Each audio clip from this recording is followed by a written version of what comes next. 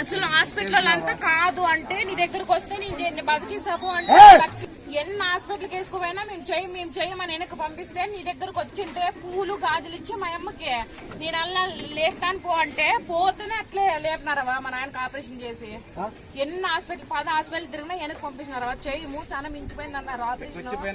నీ దగ్గరకు వచ్చి పోయినాక చేసినారు సక్సెస్ అయిపోయిందవా నువ్వే చెప్పినావు నేను చేస్తా పో నేను చేపిస్తా పో డాక్టర్లనే చెప్పి నేను చేపిస్తా పో అన్నావా నువ్వు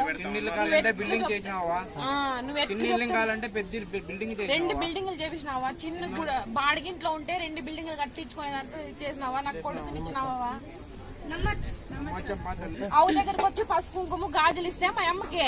పోతేనే మేం చేస్తామని వచ్చినారు డాక్టర్లు అవి మేం చేసిందో ఏమో అమ్మవారు చేయమన్నారు లాస్ట్ సవేరా వాళ్ళు కూడా చేయమన్నారు సవేరా వాళ్ళు కూడా చేయమన్నారవా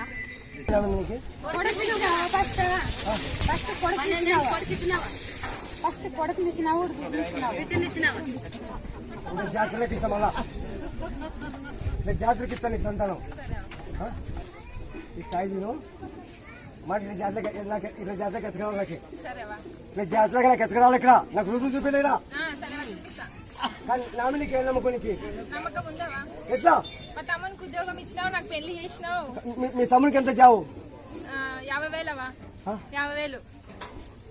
50 చిల్లర వస్తుంది ప్రెసెంట్ అబద్ధం మాట కదా మాటే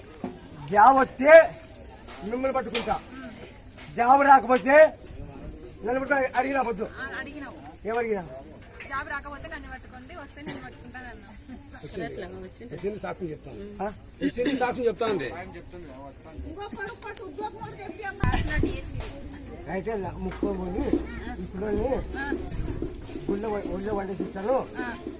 ఇంటికి వెళ్తాను నా ఒళ్ళో వండేసి ఇస్తా నావినికి